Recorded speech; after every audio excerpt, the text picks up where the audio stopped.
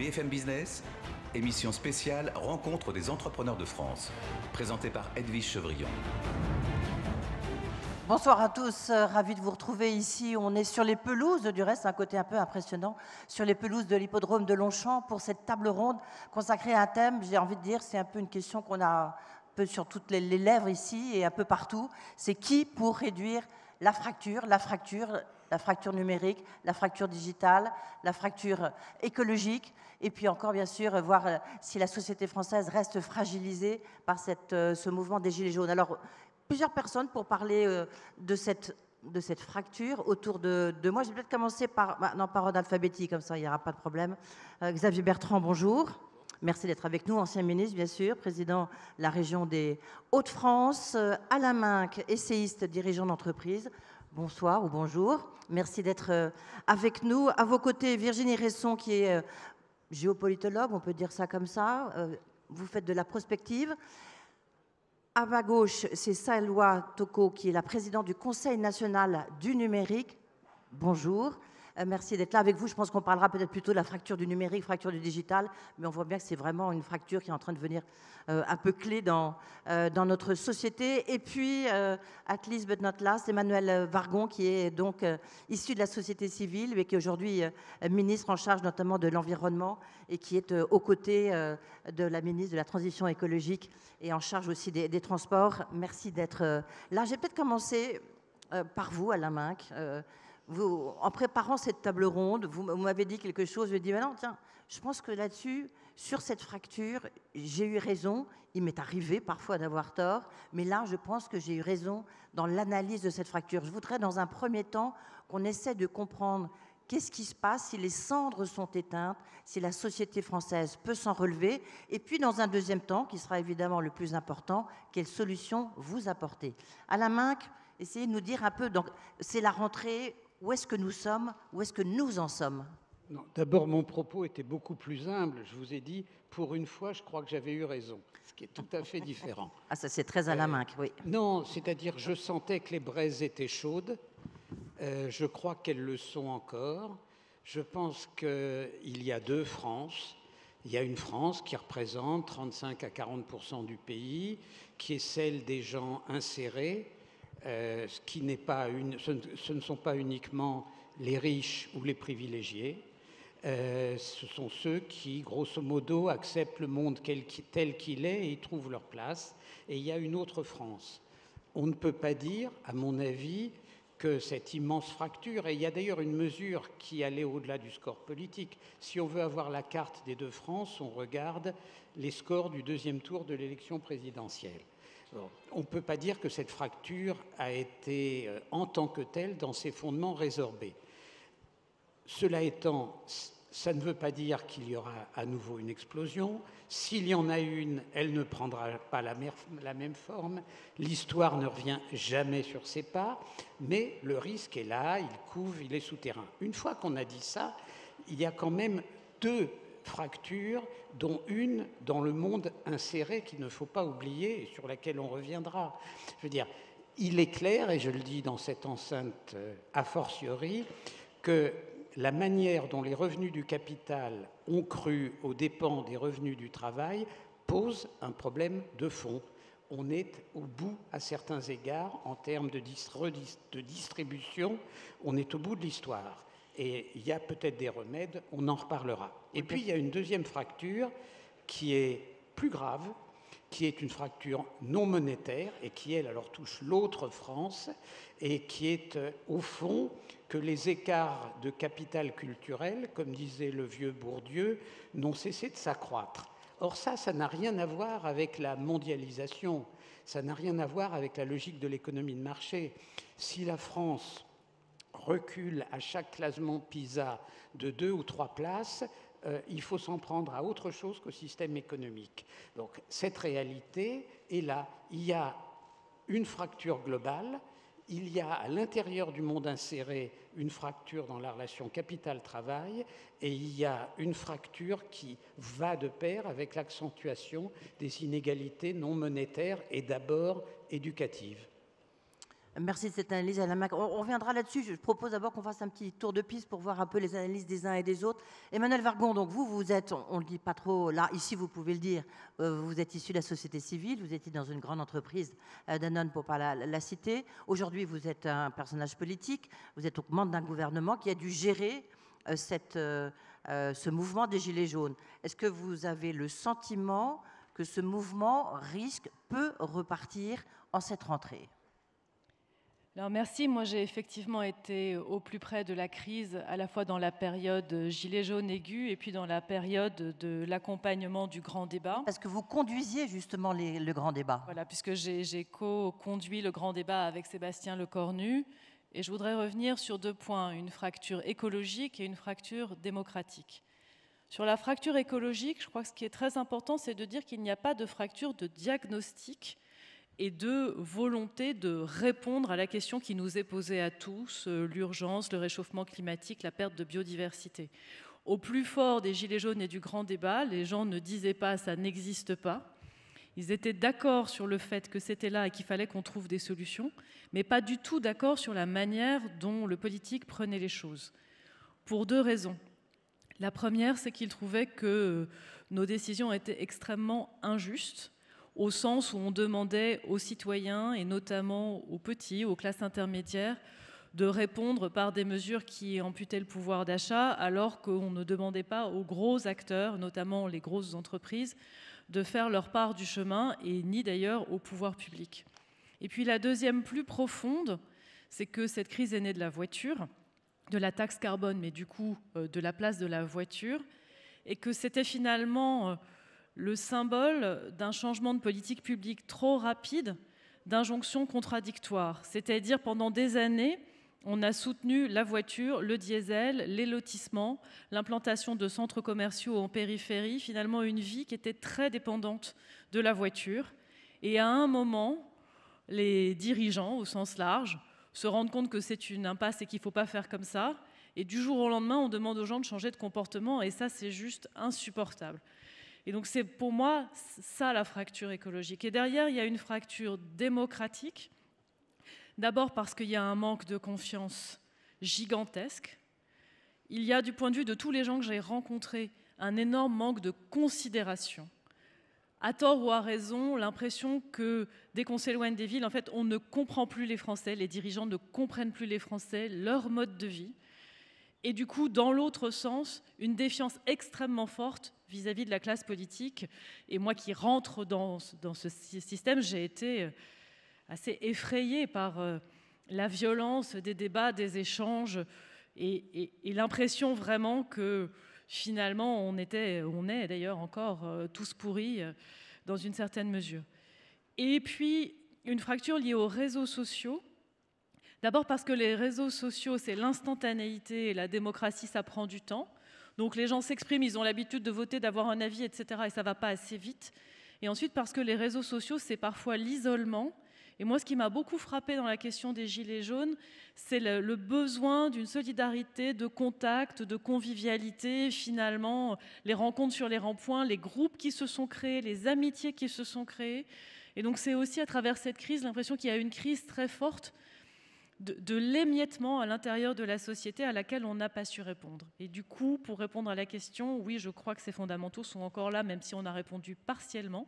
Et on souhaite y répondre notamment avec une méthode différente dans l'acte 2 du quinquennat. Et donc, il faut être très vigilant. Emmanuel Vargon, on parlera de la méthode, bien évidemment, dans un instant, parce qu'on sent bien, on en a beaucoup parlé ici et lors de ces rencontres des entrepreneurs de France. Geoffroy de Bézieux, le président du MEDEF, qui est devant nous, a parlé de ce changement de méthode qu'il n'apprécie pas forcément. On verra ça dans un instant. Xavier Bertrand, je me tourne vers vous. Est-ce que vous pensez qu'on est dans cette...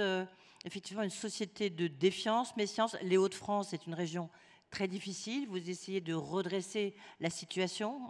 Le chômage est encore très important. Est-ce que c'est toujours là, cette défiance, cette méfiance? Est-ce que vous êtes un peu inquiet?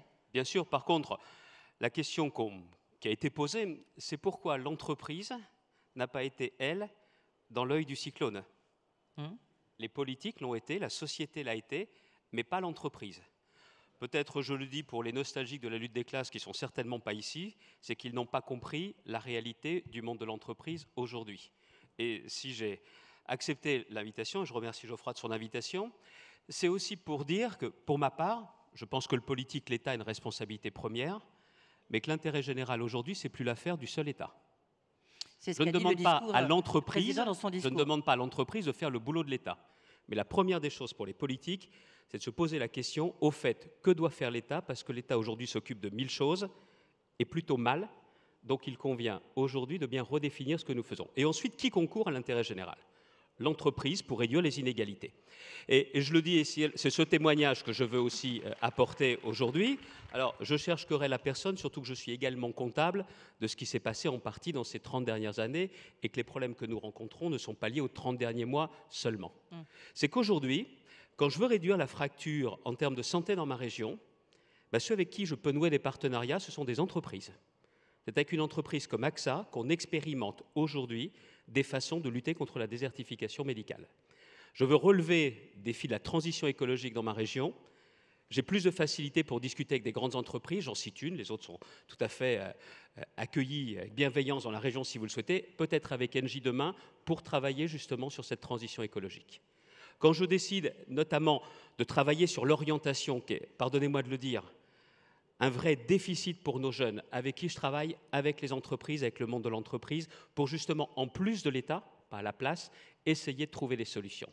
Et quand j'ai besoin, par rapport à cette fracture territoriale en matière d'emploi, oui, je le dis, c'est avec des entreprises, dans la logistique, dans l'industrie, que j'ai des entrepreneurs qui vont me créer des emplois à Denain et à Maubeuge, qui n'ont pas aujourd'hui le même dynamique économique que la métropole lilloise. Donc aujourd'hui, je pense qu'il y a de nouveaux partenariats à nouer, et je suis intimement convaincu que les choses sont possibles, on peut repartir, mais il ne faut pas non plus se tromper, et surtout, il y a urgence.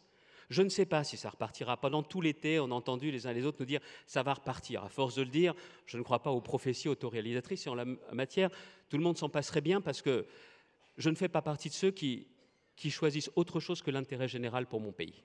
Vous l'avez compris, je ne suis pas partisan de ce gouvernement, mais en tout état de cause, l'intérêt général, je le place au-dessus des ambitions et des contingences personnelles.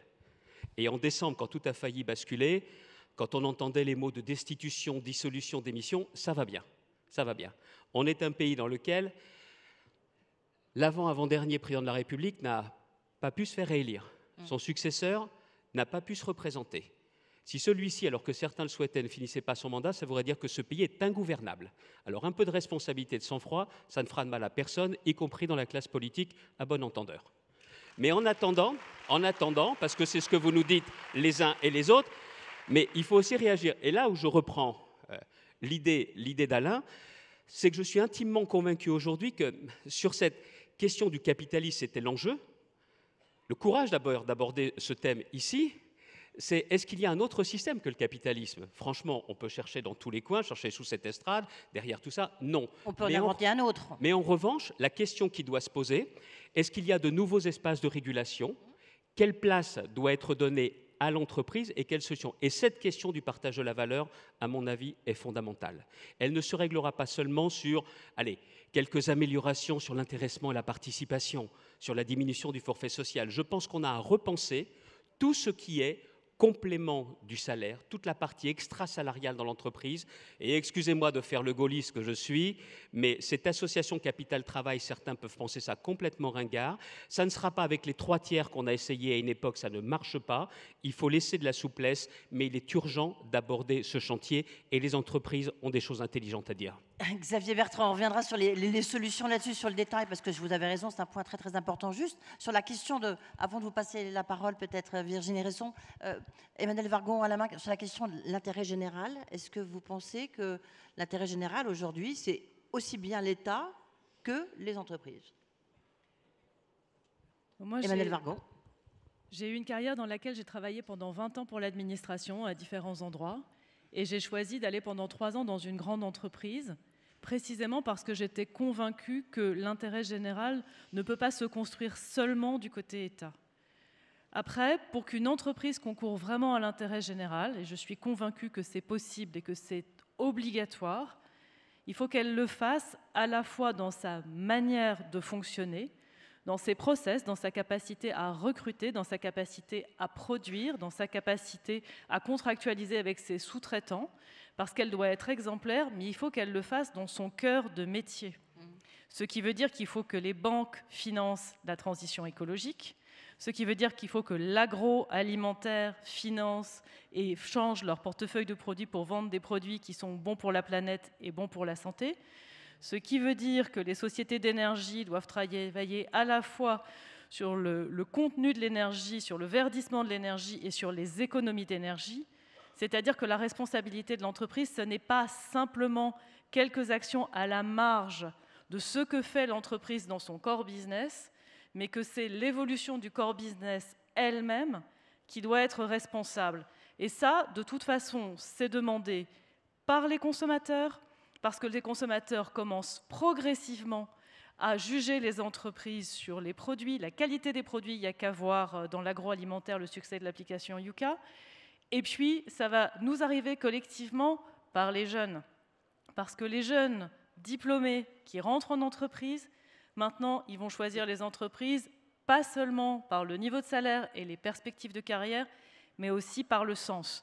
Et donc, oui, je suis convaincue que l'intérêt général, il se construit avec l'entreprise, que l'État n'en est pas le seul détenteur, mais pas n'importe comment et pas à une couche superficielle, à une couche profonde. Peut-être un mot à la main. Après, Virginie Resson n'a pas encore parlé, et je pense que c'est important de voir, notamment parce qu'elle était dans une région où effectivement les Gilets jaunes ont été très importants, intéressant aussi de voir pourquoi et surtout comment est-ce que vous voyez l'avenir. Vous voulez dire un mot à la main sur l'intérêt général ? Je pense que depuis 20 ans, on a appris que l'État n'a plus le monopole de l'intérêt général. Le problème, c'est que vous posez la question, les entreprises participent-elles de l'intérêt général ? Oui, à leur façon, parce qu'on est passé d'une logique de shareholders à une logique, pour parler le français des affaires, de stakeholders, beaucoup plus nombreux. Reste qu'il manque à la société française des acteurs d'intérêt général qui ne sont ni l'État ni les entreprises. Un pays où les corps intermédiaires sont faibles, un pays où les fondations sont inexistantes, un pays où tout ce qui se fait en périphérie, y compris ailleurs du monde religieux, qui n'existe pas, on a, de ce point de vue, un vide, et ce vide, on n'est pas prêt de le combler. Merci Alain Minc. Virginie Resson, vous, quelle analyse vous faites de la situation en cette rentrée ? Avant de répondre à votre question en 4 points, je voudrais juste ajouter une fracture à toutes celles nombreuses déjà qu'on vient d'évoquer. C'est la fracture avec notre futur et la fracture avec notre jeunesse. Avant de venir ici, je réfléchissais à ce dont nous allons discuter. Et j'avais face à moi mon jeune fils qui a 12 ans, qui est donc un adolescent, et je repensais à ce qu'était ma vision du futur, de l'avenir de la société quand j'avais 12 ans. À l'époque, c'était forcément le futur, on en parlait même à peine, puisqu'il serait forcément meilleur que le présent. Le progrès était de notre côté, le progrès social, le progrès scientifique, le progrès politique. Et donc, finalement, viendrait un jour mon tour de contribuer au grand projet où chacun avait sa place, les corps d'État, les institutions, les politiques, les entreprises, etc. Si je pose la question à mon fils qui a 12 ans aujourd'hui, je vous promets qu'il n'a pas exactement la même vision, puisque au quotidien, qu'est-ce qu'il entend du futur ? Il entend les termes de réchauffement climatique, d'inégalité, de précarité, de crise écologique, et évidemment, depuis 1 an, quasiment quotidiennement dans les journaux, et ce mot-là me fait extrêmement peur, le mot d'effondrement. Je ne sais pas si chacun ici mesure ce que c'est que d'avoir 12, 13, 14 ans et d'entendre tous les jours le fait que le monde va s'effondrer dans 30 ans. À partir de là, la mobilisation et l'urgence, c'est évidemment de fournir une réponse et de dire et de démontrer et de donner les moyens pour que le monde ne s'effondre pas, bien sûr. Et quand on dit le monde, en réalité, il s'agit surtout de notre civilisation. Le monde nous survivra. Et à partir de là, effectivement, 4 constats qui viennent compléter en réalité tout ce qui a déjà été dit et avec lequel j'abonde. Le premier constat, c'est une obsolescence de notre modèle de développement économique en particulier. Je ne vais pas revenir puisque, comme vous le disiez, il y a consensus sur le problème de l'épuisement des ressources. Or, on a un modèle de croissance qui aujourd'hui s'appuie sur le prélèvement et la transformation des ressources. Donc, il y a une nécessité de toute façon structurelle de revoir ce modèle, de le repenser. Le deuxième constat, c'est que globalement, en termes de société, nous ne faisons plus système. Là où il y avait, quand j'étais adolescente, vraiment la notion d'un projet commun, ce qui me marque, c'est aujourd'hui qu'on a plutôt l'impression d'assister à une somme de défense d'intérêts particuliers davantage qu'une adhésion à un projet commun, ce qui évidemment est un problème quand on est face à des défis tels que ceux qu'on doit relever. Si on n'arrive pas à voir justement, à percevoir l'intérêt commun, c'est tout à fait problématique. Ceci explique cela. Le troisième problème, c'est probablement un décalage très grand entre nos institutions, nos formules de gouvernance et la réalité du monde tel qu'elle est, avec les responsabilités que sont celles des entreprises, du citoyen, des corps intermédiaires, et qui ne correspondent plus à l'époque où elles ont été imaginées, où ce système a été imaginé. Et là encore, gros problème en termes de représentativité et d'inclusivité, d'où l'assentiment accentué, à mon avis, de fracture. Et puis enfin, un problème de récit. C'est-à-dire que si on n'a pas de récit de société et de vision à proposer, de récit positif et de vision positive à proposer d'avenir, on peut imaginer que, je ne sais pas s'il y aura reprise des événements tels que vous l'évoquiez ou pas, il n'y a pas de retour de l'histoire. En revanche, moi je suis presque étonnée finalement que la jeunesse ne soit pas encore plus violente qu'aujourd'hui et plus dans les rues, dans la mesure où on lui dit tous les jours que l'avenir est condamné et que le futur est condamné. Ouais. Merci beaucoup Virginie Raison. Je pense que vous mettez le doigt sur quelque chose de tout à fait vrai. Justement, on va s'adresser à Salwa Toko, qui est le président du Conseil national du numérique. On voit bien l'importance qu'a eu ces réseaux sociaux, qu'ont ces réseaux sociaux. Et en plus, il y a un phénomène d'agrégation, mais il y a aussi un phénomène de violence qu'on peut retrouver, qui peut s'exprimer dans ces réseaux sociaux. Oui, bonjour tout le monde. Merci pour cette invitation. Alors, effectivement, pour répondre directement, en fait, les jeunes s'expriment plus dans la rue, ils s'expriment sur les réseaux. Alors, en tant que présidente du Conseil national du numérique, ce que j'aurais à vous dire en fait en termes de constat, c'est que moi, ça fait un peu plus de 10 ans que j'entends parler de fracture numérique en France. Et pour la petite histoire, moi, il y a 10 ans, j'étais beaucoup plus en Afrique. Donc, quand je suis rentrée en France il y a 10 ans et qu'on m'a expliqué qu'il fallait lutter en fait contre la fracture numérique auprès des jeunes, notamment, vous imaginez un petit peu mon désespoir. Je veux dire, comment ça ? Un pays développé, la France, mon pays, et qu'au final, en fait, ce que je constate, c'est qu'on n'a pas su, en fait, véritablement réagir à cette fracture. Parce que cette fracture numérique, finalement, c'est cette sous-couche qui est la transverse et qui n'a fait qu'exacerber l'ensemble des différentes fractures que l'on vient tous d'évoquer. Et je pense que c'est ça aussi notre grosse problématique. Alors, on en arrive avec des constats chiffrés de 15 à 20 millions de personnes qui ne sont pas, qui sont exclues de ce qu'on appelle l'univers du numérique, mais qui, du coup, en fait, en se retrouvant exclues de l'univers du numérique, qui est finalement qu'un outil, elles se retrouvent en fait exclues de l'accès à leurs droits, de l'accès en fait à pouvoir exercer leurs devoirs et leur pouvoir de citoyens, et donc de pouvoir être un petit peu plus en adéquation et en réaction avec ce qui se passe dans leur quotidien. Et ça, je pense que cette fracture-là, on l'a mesurée trop tardivement, et on a beaucoup de mal en fait à la réduire réellement, parce qu'on y ajoute, elle vient en transverse en fait de l'ensemble des fractures en fait humaines, des fractures socio-économiques et culturelles humaines que quasiment l'ensemble des pays développés vivent. Donc c'est très intéressant. Et donc, il y a énormément d'actions en fait, qu'on essaye de mener depuis maintenant un peu plus de 5-6 ans, donc des différents gouvernements, et où l'État impulse énormément effectivement auprès des territoires et en accompagnement notamment des entreprises et de ces entreprises dites du monde de l'économie numérique. Mais on se rend bien compte que c'est absolument pas suffisant et que ça ne reste que des petits pansements qui ne répondent pas aux besoins profonds d'une meilleure compréhension de finalement ce futur, un futur beaucoup plus technologique, qui n'est véritablement compris que par 1% d'une population techniquement et technologiquement avertie, versus 99% d'une population qui surnage et qui essaye en fait de ne pas se retrouver noyée dans un futur qu'elle ne comprend pas et dont elle ne voit pas les intérêts, et les intérêts premiers, c'est-à-dire les intérêts primaires de base de tout à chacun.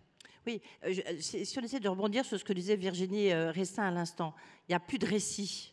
Et le récit, notamment dans les réseaux sociaux, il est quand même extrêmement négatif.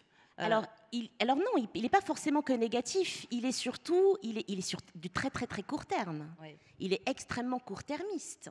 Il est là, c'est toute la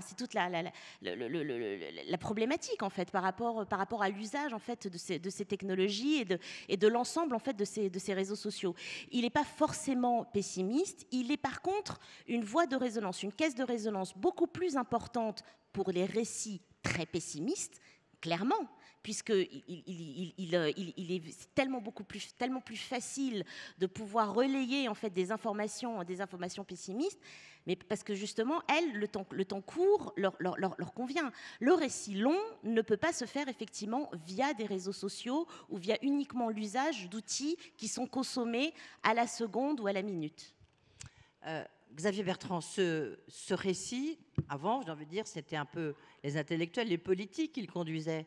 Mais aujourd'hui, on voit bien qu'il y a une défiance, vous le soulignez Emmanuel Vargon notamment, vis-à-vis des politiques. C'est peut-être là où il y a un lien qui s'est rompu, un lien qui était assez essentiel. Mais ce qu'on demande aux politiques, en général, c'est assez simple. Une vision, des résultats et de l'exemplarité. Le moins qu'on puisse dire, c'est qu'on n'a pas véritablement coché les cases toutes ces dernières années. Et ce qui nous arrive aujourd'hui n'est pas une surprise. Sauf qu'en politique, il n'est jamais trop tard. Ça vous demande plus d'énergie, plus de compatibilité, comme dans les entreprises, mais on peut justement renouer avec cette part de confiance. Et c'est vrai qu'aujourd'hui, il faut voir quelles sont les principales priorités qui se posent à nous. Je pense que la question des inégalités, si elles ne reculent pas, peuvent mettre à terre nos sociétés d'une façon ou d'une autre. Et sur la question notamment de la fracture écologique, moi je suis frappé de voir, j'ai longtemps pensé que c'était la crise générationnelle viendrait de la protection sociale, avec les jeunes qui nous disaient vous êtes tous des égoïstes, au final on nous demande de cotiser pour un système dont on ne verra ni les avantages ni la couleur. Mais au final c'est sur la question écologique. En disant, vous bande d'égoïstes là, vous allez ranger vos poubelles ? Parce que c'est ça qu'il y a derrière. Et il y a une véritable violence qui est prête à s'exprimer parce que c'est vraiment le côté nos futurs. C'est ça qu'il y a derrière. Et encore une fois, on est dans une course de vitesse. Mais la question qui se pose aujourd'hui, c'est quelle priorité et qui fait quoi ? Et nous ne nous trompons pas sur les priorités. Prenez les différents sondages de rentrée, pas de popularité des uns et des autres, de rentrée. On a beau nous dire que la question du chômage est derrière nous, je suis désolé. Pour les Français, c'est la question de l'emploi. Et si je pose la question ici, qui ici rencontre des difficultés pour recruter, vous pouvez lever la main ? Ceux qui ne sont pas concernés ? Voilà. À part ça, la question du chômage est réglée. Dans certains secteurs, avec 8,5, on est quasiment en plein emploi, sauf qu'en Allemagne, je crois que ça vous a été dit hier, ils sont à 4%. Et donc là, encore une fois, abordons les sujets de fond. Il y a une partie de réforme de l'assurance chômage, je ne vais pas rentrer dans l'actualité, mais la question qui se pose aujourd'hui, c'est comment on met un terme à cette situation dans laquelle il y a tant de gens qui cherchent vraiment du boulot et tant de chefs d'entreprise qui n'arrivent pas à trouver. Or, vous le savez pertinemment, il faut à la fois tendre la main, c'est la question de la formation, de l'adéquation, c'est la question aussi de lever les freins à l'emploi, ce que nous faisons dans la région, les aides à la garde d'enfants, les aides au transport, les voitures pour les chômeurs à qui on propose un boulot qui n'ont plus de voiture, mais au bout d'un moment, excusez-moi de le dire comme ça, et ce sujet-là n'est pas traité, la France ne peut pas rester un pays dans lequel vous pouvez dire non à une fois, 2 fois, 3 fois, 10 fois une offre d'emploi sans qu'il ne se passe rien. Et tant qu'on ne réglera pas ça, on ne réglera pas non plus le problème. C'est peut-être pas politiquement correct. J'ai bien dit en premier, il faut tendre la main. Mais au bout d'un moment, est-ce qu'on saisit cette main ? Et il faut éviter les discours réducteurs, les caricatures. Mais dans la région des Hauts-de-France, on a mis en place des outils. Mais je vais proposer des expérimentations au gouvernement pour pouvoir aller plus loin. Parce qu'autrement, on ne s'en sortira pas. Parce que derrière cette question de l'emploi, il y a la question du pouvoir d'achat, du niveau de vie, et puis une autre question qui, à mon avis, est l'une des questions les plus structurantes de nos sociétés par le passé et qui aujourd'hui fait défaut. J'aime pas ce terme d'ascenseur social, mais la mobilité sociale chez nous, c'est une blague. Vous connaissez les statistiques.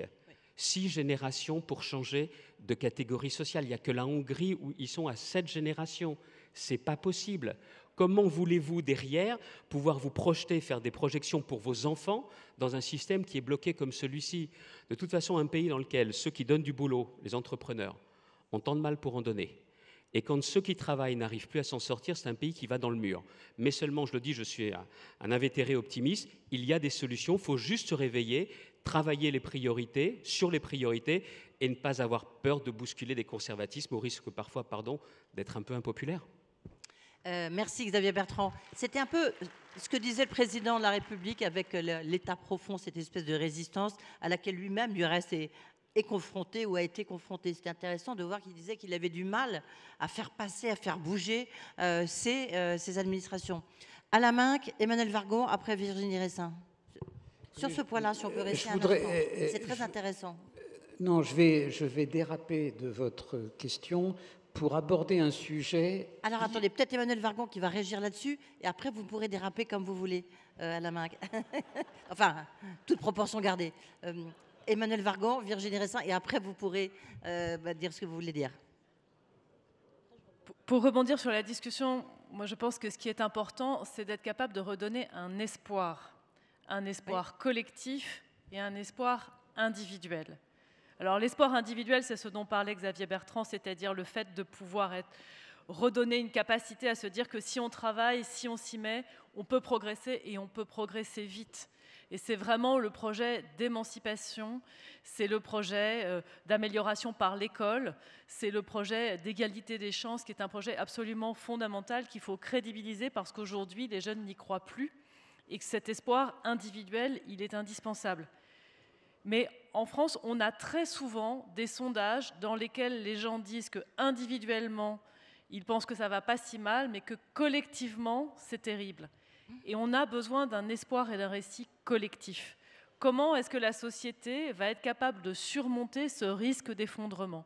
Comment est-ce qu'on va être capable maintenant d'inventer ce nouveau modèle économique, d'inventer cette nouvelle phase de l'économie de marché qui traite une bonne fois pour toutes les externalités, c'est-à-dire les effets négatifs du système qu'on a pour l'instant laissé soit tout seul, soit à la charge unique de l'État et donc des impôts. Et là, on a une responsabilité collective très forte et c'est quelque chose à inventer entre le politique, les gouvernements, les entreprises et tous les acteurs. Après, quand on a fait ça, la difficulté, c'est la vitesse, c'est ce que disait Xavier, parce qu'il faut des preuves. La vitesse, ça veut dire que pour crédibiliser le fait que ça va être possible et qu'on va y arriver et qu'on va s'en sortir, il faut des preuves. Et là, l'administration est encore beaucoup dans une logique de moyens, de résultats intermédiaires et pas de résultats final. L'administration a encore tendance à penser que quand on a fait une loi, voire quand on a sorti les décrets d'application, on a fait le boulot. Mais en réalité, on a fait le boulot quand les choses ont changé pour les gens. Et les gens, ce n'est pas les lois qui les intéressent, ce n'est pas les débats, c'est la réalité. Et donc, il faut partir de comment j'aide les gens à se déplacer, comment j'aide les gens à se loger, comment est-ce qu'on aide les Français à rénover leur logement, comment concrètement le système fonctionne. Et ça, c'est plus dur parce que c'est partenarial. Et c'est notamment partenarial entre l'État et les collectivités locales et toutes les collectivités. Sur tous ces sujets, l'État a un bout de la réponse, la région a un bout de la réponse, mais la commune a un bout de la réponse et puis les entreprises ont un bout de la réponse. Et c'est ce qu'on a du mal à faire, à arriver à travailler vraiment concrètement. Remettre nos administrations dans cette logique de résultat, d'une logique évidente pour l'entreprise et qu'on n'a pas encore dans l'administration, et accepter d'aller faire ça ensemble parce que le puzzle est partagé. Virginie Resson, c'est vous qui avez lancé un petit peu ce débat sur l'intérêt général. Alors, sur le récit, pardon. Oui, sur le récit. Un mot de conclusion, et après on assistera au dérapage. Pour rebondir sur ce que disait Xavier Bertrand sur le fait que la contestation, on l'attendait au tournant social et c'est finalement sous l'angle écologique qu'elle s'est exprimée. Il faut savoir qu'il n'y a pas qu'en France que c'est comme ça. Et là où ça a été la grosse surprise, c'est en Chine, où la contestation politique et sociale aujourd'hui, en fait, elle s'est déplacée sur la contestation écologique. Donc c'est ce que vous disiez, ça souligne l'importance de tout ce que vous disiez à présent.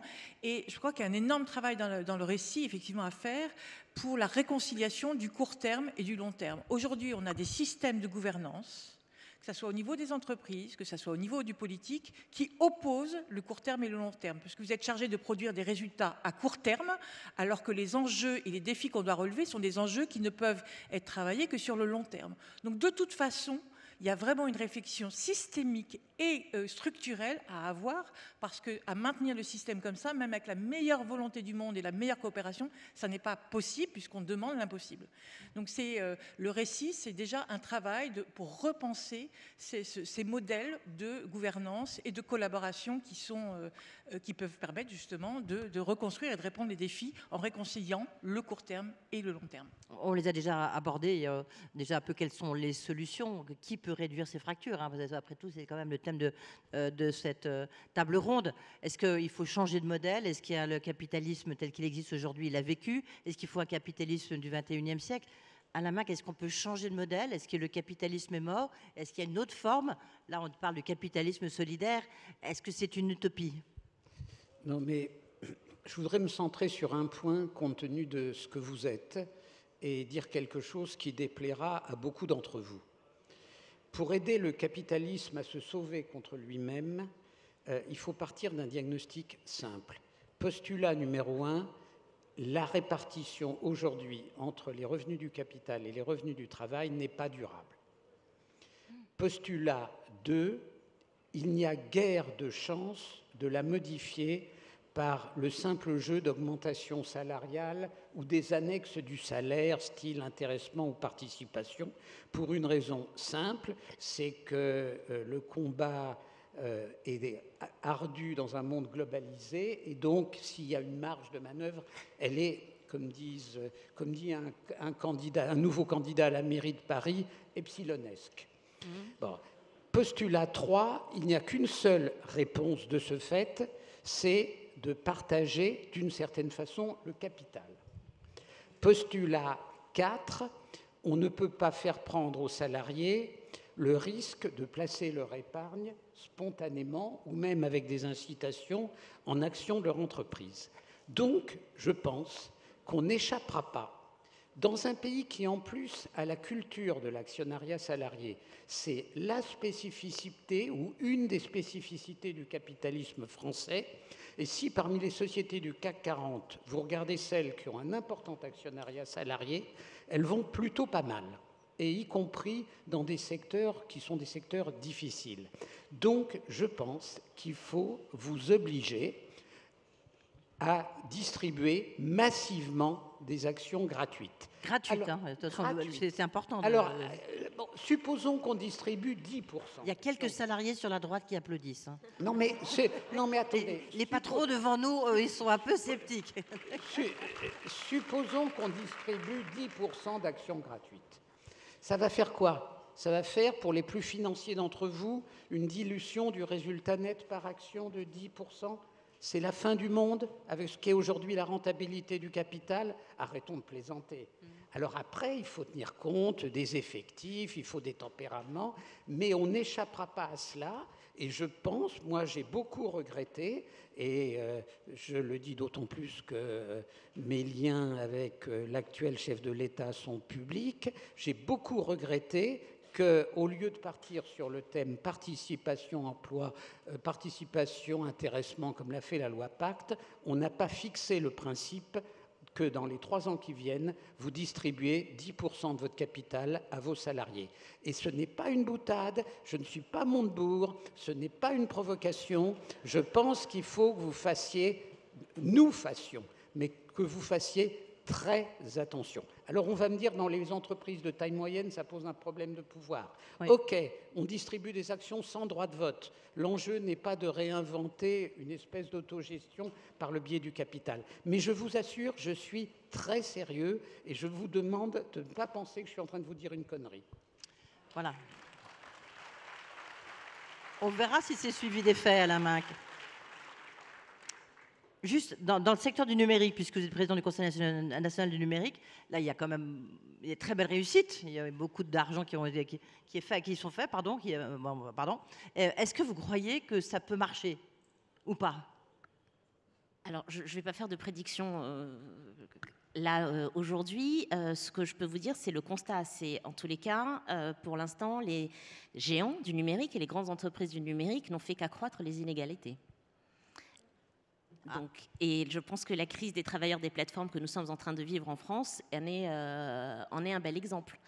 Ce ne sont pas les entreprises et les géants du numérique, et notamment en plus des géants du numérique qui ne sont pas forcément ni français ni européens, qui ont réussi à donner et à porter un espoir auprès de personnes désireuses en fait de s'intégrer dans le monde du travail et de pouvoir réellement s'en sortir, et donc d'utiliser effectivement, si je l'aime pas moi non plus, ce terme d'ascenseur social. Et c'est assez intéressant de regarder en fait ce que réclament ces travailleurs des plateformes, notamment dans le cadre sur les chauffeurs-livreurs, Deliveroo, Uber et autres. C'est qu'ils ne demandent pas du tout à être requalifiés en salariés. Ils demandent à être respectés en tant que force de travail, et que donc du coup que la reconnaissance de leur force de travail vis-à-vis des services qu'ils rendent grâce certes aux plateformes et notamment en fait à des algorithmes, soit mieux reconnus et mieux rémunérés. Donc et là effectivement, je pense qu'il y a une vraie réflexion à avoir à la fois de la part de nous société civile, nous entreprises, tout le monde en fait, de comment est-ce qu'on actionne cette volonté, cette envie d'aller travailler en fait pour ces entreprises. Et je pense que c'est quelque chose qui va de plus en plus s'accentuer, parce que là on parle beaucoup des travailleurs dans le monde du transport, mais rien ne nous dit que sur les services à la personne, que plus tard ce sont tous les métiers indépendants qui vont être impactés en fait par ce type de logique. C'est à nous de réfléchir tous ensemble à quel type de nouveaux statut on peut créer, comment est-ce qu'on le fait évoluer pour qu'il ne soit pas générateur de plus d'inégalités, de plus de fractures et finalement de plus de désespérance. Donc, et quel que soit le récit d'espoir que l'on voudra mettre en place, si au quotidien ça ne marche pas, ce récit restera dans l'eau en fait. Oui, merci beaucoup. Je pense que vous avez vraiment raison sur ce point. Xavier Bertrand, peut-être vous demandez-vous, qu'est-ce que donc changer le capitalisme solidaire, c'est une des solutions proposées par Alain Minc. On vient d'entendre ce que vient de dire Salwa Toko. Vous, quel est votre... On peut revenir là-dessus un court instant? Oui, si vous voulez. Parce que le sujet semble pas être un sujet grand public. Mais quand même... Non, il ne l'est pas du tout, oui. Oui, ils ne veulent pas que ça devienne un sujet grand public. Ce qui est en train de se passer, on a beaucoup parlé des GAFA et on a raison d'agir, pardonnez-moi, et de le tordre le bras avant qu'il n'étrangle toute l'économie. Et demain, certainement, des États. Mais sur les plateformes, ce qui est en train de se passer est un vrai scandale. Pardonnez-moi de le dire comme ça sans être énervé, mais un peu.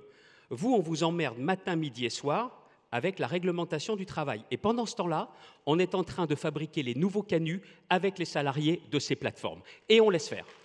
Et imaginez, c'est vous... Dans vos entreprises, vous n'aviez pas le règlement intérieur, mais une charte en disant non, non, je vais bien me comporter et que l'inspection du travail fasse marche arrière. Ça ne se passe pas comme ça, c'est pourtant ce qui est en train de se passer aujourd'hui. Et Deliveroo qui communique notamment en disant mais non, regardez, j'ai une charte, tout se passe bien chez moi. C'est des nouveaux canuts qu'on met en place.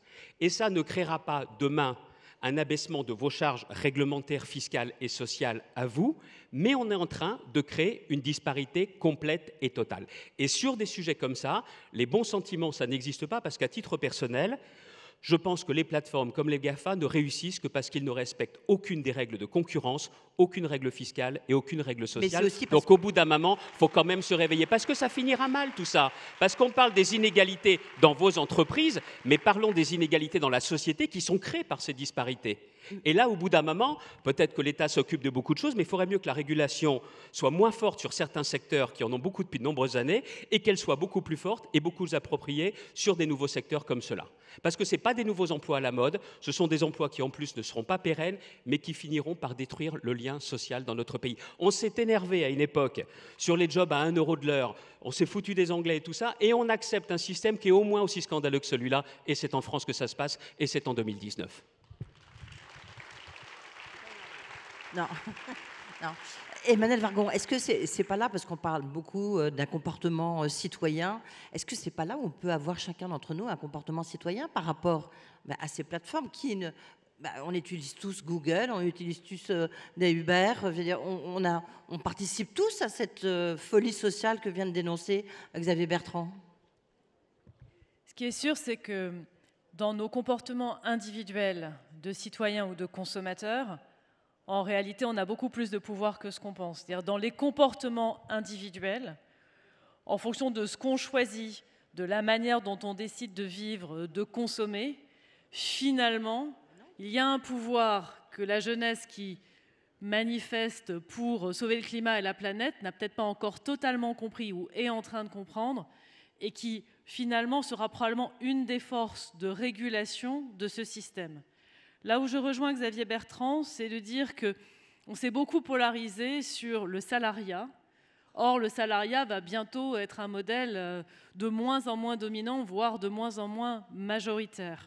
Que bien sûr, en masse, on a encore beaucoup et majoritairement des salariés, mais que le multisalariat, le multitravail, le salariat classique doit être à 70% à peu près du marché du travail. Classique, c'est-à-dire un seul emploi normal, si je peux dire, c'est-à-dire avec des horaires qui sont des horaires avec une amplitude qui n'est pas une amplitude qui touche le soir ou le week-end. Et c'est en train de baisser de plus en plus. Et d'ailleurs, la demande des jeunes n'est pas forcément d'aller vers le salariat. Parce que quand je parlais des jeunes qui vont changer le comportement dans les entreprises, les jeunes cherchent de moins en moins, finalement, ce salariat classique de CDI. En tout cas, tous les jeunes qui sont diplômés et qui pensent qu'ils peuvent avoir une autre manière de se réaliser, ou les jeunes qui pensent qu'ils n'ont aucune chance dans ce salariat. Donc notre capacité à accompagner ce modèle, un modèle différent avec cette protection sociale qui s'attache à la personne, dont on parle depuis des années et qu'on n'arrive pas vraiment à créer, c'est devant nous. Mais juste pour dire un mot sur les solutions, je voudrais revenir aux preuves, au court terme et au long terme, parce que je crois que c'est absolument indispensable. Il faut qu'on arrive à montrer que sur certains sujets, on peut améliorer drastiquement les choses. Je vais en prendre deux qui sont dans le champ de l'écologie. Dans le changement des pratiques agricoles. L'agriculture est un sujet majeur dans lequel nos agriculteurs n'arrivent pas à vivre et l'agriculture intensive pose des problèmes écologiques évidents. Le changement du modèle agricole, il passera par les consommateurs, mais il passera par les entreprises, si les entreprises acceptent de changer elles-mêmes leur mode de production et leur mode de consommation. C'est vrai aussi pour l'énergie. L'énergie, on réduira nos consommations d'énergie, pas seulement parce qu'on va augmenter les prix, la taxe carbone, etc., mais parce que les solutions seront industrielles et qu'il faut qu'on les massifie, et c'est tout le travail qu'on fait dans les filières. C'est du travail de long terme, c'est du travail de construction et d'investissement. Si on arrivait à montrer que concrètement, on arrive à réduire la facture électrique ou la facture de chauffage, là, on pourrait peut-être redonner espoir sur la capacité de la société à répondre aux enjeux. C'est à la fois petit, mais c'est à la fois par du micro, par du pouvoir d'achat, par des sujets qui n'opposent pas la fin du monde et la fin du mois, qu'on arrivera à montrer qu'on est à la hauteur des enjeux. Juste un point, la taxe carbone, c'est enterré définitivement, en tous les cas pour ce quinquennat? La taxe carbone, ça devra revenir dans un débat démocratique, et on l'a bien vu. On avait eu un débat démocratique, ça avait été voté, et puis finalement, la démocratie classique, n'a pas fonctionné. On va poser cette question à la Convention citoyenne, 150 citoyens tirés au sort qui vont commencer à se réunir en octobre. On verra quelle est la réponse. En tout cas, il faut reconstruire un modèle dans lequel cette taxe a sa place. Pour l'instant, nous n'avons pas réussi à convaincre que cette taxe avait sa place. Et tant qu'on en est là, il n'y a pas de taxe carbone supplémentaire. Virginie Ressin. Oui, moi je voulais revenir sur ce que vous disiez à l'instant, sur le rôle des individus, la responsabilité des individus dans leur utilisation de Uber, Deliveroo et autres, pour ne pas les citer. On a un pouvoir. Mais même, c'est la même chose au niveau écologique. Tous les jours, on entend il ne faut pas manger de viande, il ne faut pas faire ceci, il ne faut pas faire cela. Des tas d'injonctions comme ça, quotidiennes, mais des injonctions totalement incohérentes. C'est-à-dire qu'on vous dit tout et on vous pousse à faire l'inverse.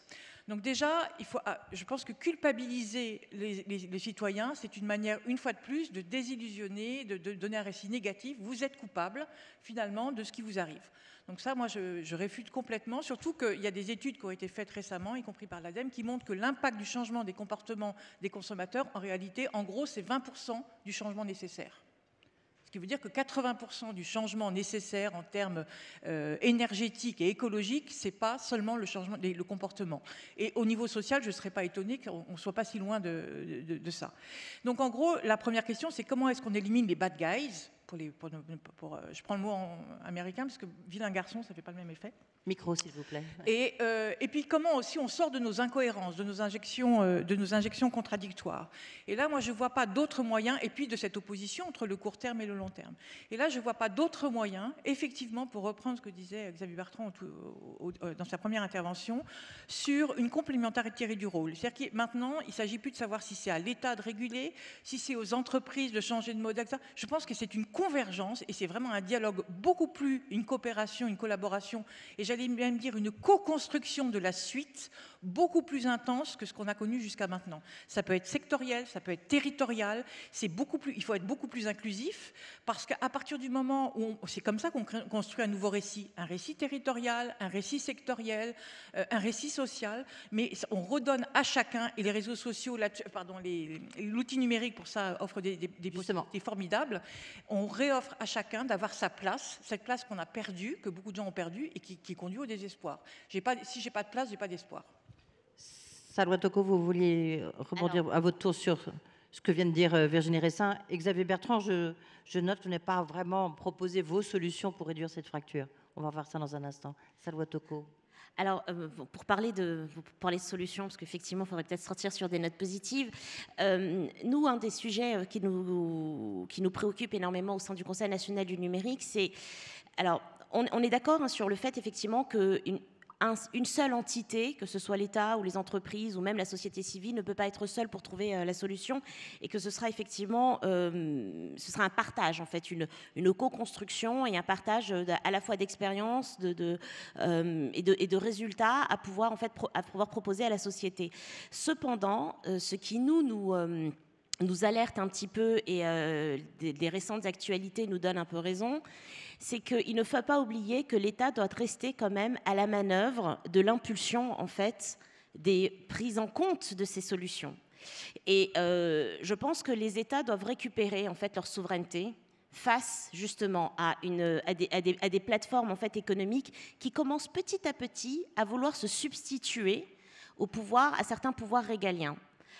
Et ça, c'est inquiétant, parce que cela voudrait dire que l'on fait un transfert, en fait, de solutions. Or, on souhaite que la solution convienne à la fois aux entreprises, à la société et aux entités étatiques.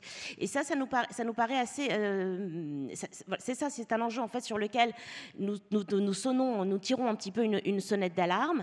On l'a vu avec le déplacement, en fait, du pouvoir de justice vers les plateformes dans le traitement, en fait, des contenus haineux dans les réseaux sociaux où nous étions exprimés. On le voit avec Facebook qui veut lancer, en fait, une monnaie qui n'est pas une crypto-monnaie. Je pense que c'est là aussi un petit peu la Libra. La Libra, qui n'est pas du tout une crypto-monnaie puisqu'elle est indexée sur les devises et non pas fluctuantes. La Cour suprême, la dite Cour suprême pour traiter justement des conflits, conflits et des enjeux sur les réseaux. Ouais. Donc, du coup, l'État doit quand même reprendre, en fait, la main, revenir... Le régulateur, c'est ce que disait Emmanuel Vargon tout à l'heure. Voilà, revenir, en fait, sur le devant de la scène pour entraîner une solution qui va être, en fait, au bénéfice de tous, parce que l'intérêt général, c'est quand même aussi l'État, et l'État via ses citoyens. Ce qu'il ne faut pas oublier, l'État n'est pas une entité seule. L'État via ses citoyens qui peut revenir, en fait, pour impulser, en fait, un nouvel intérêt général qui sera plus communément partagé. Donc on voit bien qu'il faut changer un tout petit peu les méthodes, il faut que l'État devienne plus régulateur, peut-être qu'interventionniste. Xavier Bertrand, je disais tout à l'heure, vous avez rebondi sur le rôle justement de ces plateformes que vous trouviez scandaleuses en l'occurrence. Vous aussi, votre action justement pour résoudre cette fracture, c'est quoi? Est-ce qu'il faut changer de méthode? Que faut-il faire? Parlons concrètement. La région aujourd'hui a une compétence première, l'économie. Et donc, c'est avant tout d'avoir un travail très partenarial, c'est ce qu'on essaye de faire dans les Hauts-de-France, en matière d'économie et matière d'emploi. C'est-à-dire que le politique ne soit plus sur son Aventin de loin en disant « moi je sais ce qu'il faut faire », c'est vraiment de bosser dans une démarche partenariale. Ce ne sont pas les politiques qui créent les emplois, ce sont les entrepreneurs qui créent les emplois. Le politique a quand même un rôle à jouer et c'est cet écosystème qu'on essaye de bâtir. Nous avons mis en place des nouveaux outils parce que je crois à l'innovation. On ne réussira pas avec les défis de demain, avec les solutions d'hier. Si on n'essaye pas des choses nouvelles, peut-être que ça ne marchera pas totalement, on ne réussira pas. on ne réussira pas. On a mis en place un dispositif proche emploi dans la région. 2/3 des personnes qui sont venues nous voir sont sorties du chômage. Plus de 14 000 emplois. Ça, c'est du concret. Et pourquoi? Parce qu'on a réussi à faire un lien que Pôle emploi a du mal à faire avec les entreprises et on a trouvé une solution. 14 000 emplois, ça fait déjà 3 entreprises Toyota dont on parle beaucoup dans la région hein, en 3 ans. C'est énorme. Sur le pouvoir d'achat, pareil, vous m'avez posé la question. Les aides que nous avons mises en place, je n'ai pas les moyens, je n'ai pas le droit de jeter l'argent par les fenêtres, mais je fais comme vous. Quand je veux investir dans une nouvelle politique, comme vous, dans une nouvelle stratégie, je fais des économies. On a diminué les dépenses de fonctionnement de plus de 240 millions d'euros par an, ce qui nous permet d'aider le monde économique. Et donc, vous me demandiez concrètement, c'est une nouvelle démarche partenariale. Et je pense que là, je parle pour la région. L'État doit avant tout se recentrer sur ce qui est régalien et redéfinir aujourd'hui le transposable au niveau national? Oui, redéfinir le pacte avec les territoires, avec les citoyens et aussi avec le monde de l'entreprise. C'est à ce prix-là qu'on réussira à être un pays. Regardez bien, avec tout ce qu'on a depuis des décennies, très vite, on a eu les 35 heures. Le poids de la réglementation, la fiscalité qui est la nôtre, et on est toujours 7e puissance mondiale. Et vous imaginez si on se desserrait le frein à main?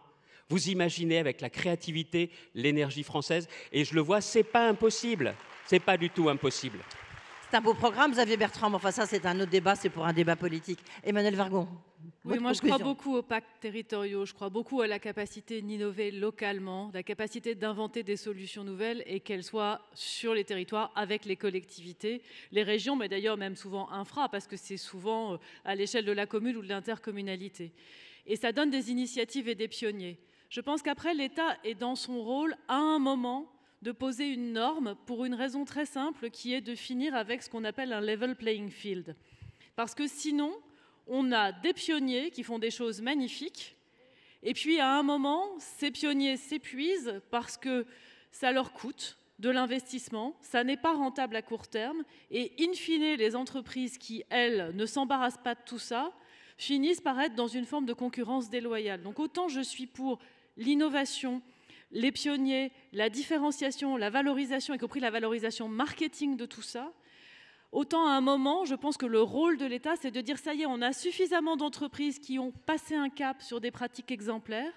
Maintenant, ce cap, il doit être passé par tout le monde, y compris les entreprises qui n'ont toujours pas compris que l'exemplarité et la responsabilité, ça les concerne. Sinon, finalement, on a un recul. Et c'est comme ça qu'on aura du progrès social et environnemental en France. Merci Emmanuelle Wargon. À la main, petit mot de conclusion. Virginie, aussi Ressin. Écoutez, moi, si je devais retirer de ce débat 2 messages, il y a celui que je vous ai envoyé, j'y tiens, oui, même si vous ne voulez pas l'entendre. On va le suivre, on va le... Non, et il y en a un second qu'a abordé Xavier Bertrand. Pourquoi il n'y a pas de règles sociales pour ces plateformes? Parce qu'elles se sont abusivement appropriées la notion de progrès. C'est-à-dire qu'on pense que ces boîtes, ce sont en réalité des boîtes technologiques, alors que c'est un peu d'informatique et beaucoup d'esclavage. Et je trouve que la pusillanimité de l'État, la contrepartie... Et des individus, pardon. Non, mais la contrepartie de la gêne qu'a l'État à avoir trop réglementé, cette espèce de volonté de se retirer, fait qu'il n'est pas régalien et interventionniste dans un domaine où il faudrait faire ce que Bismarck a fait, c'est-à-dire fixer les premières lois sociales. Et donc, il ne s'agit pas de dire tout le temps moins d'État. Il y a des endroits où il faut au contraire un État chirurgical. Merci. Virginie Ressin, ce que vous retenez de ce débat et des solutions? Je pense qu'il ne faut pas avoir peur du changement. Et on a une chance, vous voyez, on est dans un endroit extraordinaire. On est entre gens extraordinaires, bien sûr. Et je pense qu'il est vraiment urgent qu'on prenne des risques à nouveau pour s'ajuster. On est dans une période de transition. On n'est pas dans une période d'ajustement, pardon, d'ailleurs. On est dans une période de transition. On a une jeunesse qui attend. On a d'autres pays qui sont sur les marches. On est peut-être 7e puissance mondiale, mais il y a beaucoup de gens qui nous envient et qui pourraient vouloir prendre la place. Et par conséquent, je pense qu'il est vraiment urgent et important de se dire que le changement, c'est une opportunité. Ce n'est pas seulement un risque, c'est une opportunité. Et changer peut-être de manière assez radicale, comme le proposait Alain Minc. Moi, je trouve que c'est une piste extrêmement intéressante. Mot de conclusion pour vous. Qu'est-ce que vous retenez? Vous avez eu des messages très forts. Salwa Toko, qu'est-ce que vous... Moi, je retiens que pour vraiment, si effectivement, je suis entièrement d'accord avec Virginie. Il faut absolument pas avoir peur en fait de ce futur et du changement et de cette période en fait de transition qu'on est en train de vivre. Mais il n'y a qu'une seule condition, à mon sens, pour que l'on puisse réussir en fait cette transition, c'est que vraiment on travaille tous main dans la main, sous couvert en fait d'États beaucoup plus souverains, qui seront là en fait pour mettre des normes et pour préserver des acquis et des droits sociaux qui sont en fait qui sont les valeurs en fait que la France porte, non seulement au niveau européen mais aussi au niveau international. Merci. Xavier Bertrand, vous avez pris la parole à l'instant. Je voulais finir peut-être sur une touche peut-être un peu plus légère. Comment vous expliquez, parce que tout à l'heure vous avez dit d'avoir un président qui n'a pas pu se représenter, un deuxième aussi, il ne faudrait pas qu'il y en ait un troisième, sinon il y a un vrai problème de légitimité peut-être en France. Tout à l'heure, Nicolas Sarkozy est venu ici, devant les entrepreneurs de France, il a fait un carton, un tabac. Comment vous expliquez ce peut-être de paradoxe où il a été battu et puis il vient ici, alors c'est un public très particulier, nous sommes d'accord, parce que c'est un public de chefs d'entreprise. Mais comment vous expliquez ça? Le succès aujourd'hui, Nicolas Sarkozy. Vous me demandez de me refaire le porte-parole de Nicolas Sarkozy? Eh ben, je pense qu'il est à jour. Il est en train surtout de trouver sa place. Oui. Il n'y a pas d'anciens présidents qui ont réussi à trouver la place comme il est en train de le faire en donnant sa vision. Et je pense qu'il n'y a chez lui pas d'esprit de revanche, ce qui n'a pas toujours été le cas de certains anciens présidents. Et c'est au plus, il y a aussi un autre aspect. Il est venu au MEDEF, je me souviens, j'étais son ministre. Il aime l'entreprise, c'est pas fin, il ne le dit pas seulement, il l'a montré. Et je pense qu'il a conscience, je l'expliquais aussi tout à l'heure, si vous voulez faire réussir un pays, il faut que les entreprises réussissent. Il faut bien évidemment une part de régulation, mais je l'ai indiqué. Je le répète souvent, peut-être parce que je viens du monde de l'entreprise. Ce ne sont pas les politiques qui créent les emplois, ce sont les entrepreneurs. Et voilà, ça sera le mot de la fin qui va plaire, à mon avis, à l'assistance. Merci beaucoup, merci à tous.